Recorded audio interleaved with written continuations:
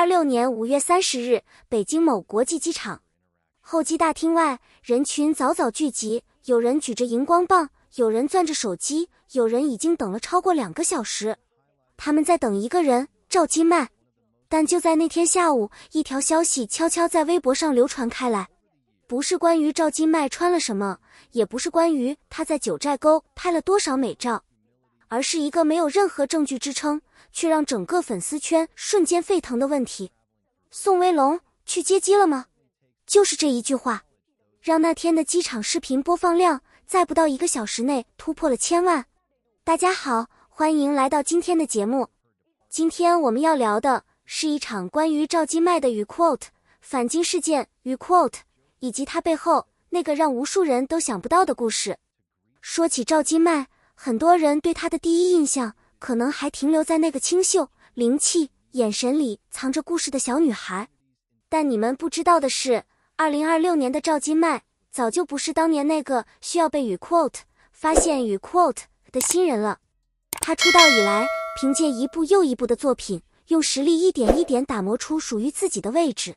不靠流量炒作，不靠话题争议，就是靠着每一个镜头前的专注与认真，让越来越多的人记住了他的名字。而这一次，他受邀参加了 Vogue 杂志在九寨沟举办的quote Vogue Vacation quote 活动，光是这5个字就已经说明了一切。Vogue 的活动从来不是随便邀请的，能站在那片湛蓝的湖水前，穿着精心搭配的造型，和世界级时尚媒体同框，那是一种认可，是整个行业对一个演员quote他已经到了那个层次quote的无声宣告。而赵今麦在九寨沟的每一张照片，每一段视频里都光彩照人。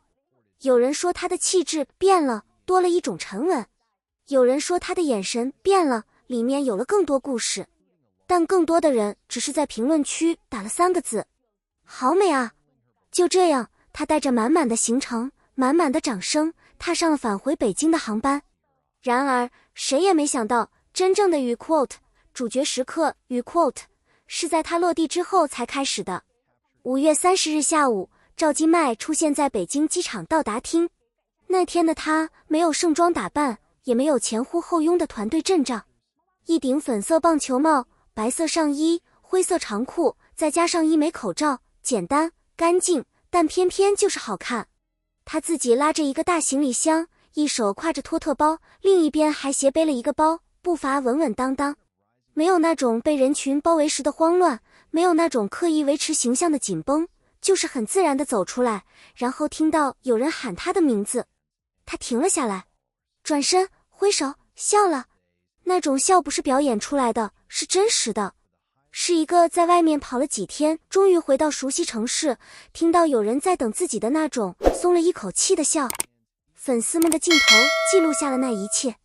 而视频传到网上之后，评论区里最热的一条不是quote麦麦好美quote，也不是quote机场穿搭满分quote，而是quote宋威龙在哪？他来了吗quote。 如果你关注娱乐圈，你一定知道宋威龙是谁。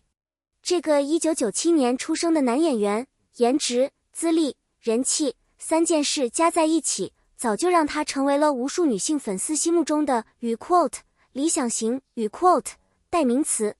而他和赵今麦之间从来没有任何官方绯闻，没有任何公开互动，甚至连quote同框quote都屈指可数。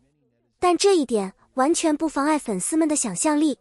说真的，这件事的有意思之处不在于宋威龙有没有去接机，因为答案很明确，没有任何证据显示他去了，而在于为什么仅仅是一个quote，如果quote就能让整个微博热度飙升。网友们开始行动了，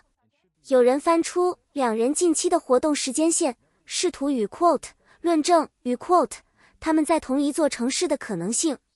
有人开始做 fan edit， 把2人的照片剪在一起，配上一首恰到好处的 BGM。 还有人在评论区写道quote不管有没有，我反正已经磕到了quote。 如果你也觉得这场粉丝自发掀起的热浪有意思，记得点个赞，让更多人看到这个故事。这背后其实藏着一个关于顶流明星的秘密。当一个演员的影响力到达某个临界点之后，他的一举一动都会被放大，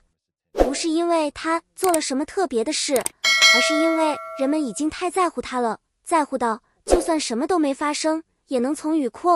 什么都没发生里找出一个故事来讲。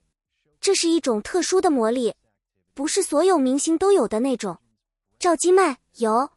他不需要刻意制造话题，不需要发一条意味深长的微博，不需要在某个地方不小心被拍到，他只需要从飞机上走下来，扶好自己的行李，朝着等待的人群挥一挥手，然后整个互联网就开始自己转动了。那顶粉色棒球帽，那个轻描淡写的挥手动作，那个藏在口罩后面却从眼神里溢出来的笑，这些细节被一帧一帧的截图，被反复放大，被人们用来填满无数条评论。评论区告诉我，你第一眼看到机场视频的时候，脑子里第一个跳出来的是什么？而所有的讨论，所有的猜测，所有的 fan edit， 最终指向的都是同一件事。赵今麦现在是真的红了，不是那种微博买热搜的红，也不是那种靠一个角色昙花一现的红，是那种你随便走出一个机场都能让全网自发讨论的红，是那种哪怕什么都没发生也能成为当天娱乐卷头条的红。这种红是靠一点一点积累出来的。九寨沟的那几天，他站在 Vogue 的镜头前，代表的是时尚圈对他的认可。回到北京的那个下午，他拉着自己的行李箱，在人群中自然的笑，代表的是他对这一切的从容。而接下来，他的日程表里还有新的影视项目在等他，还有广告代言在等他，还有更多杂志大片在等他。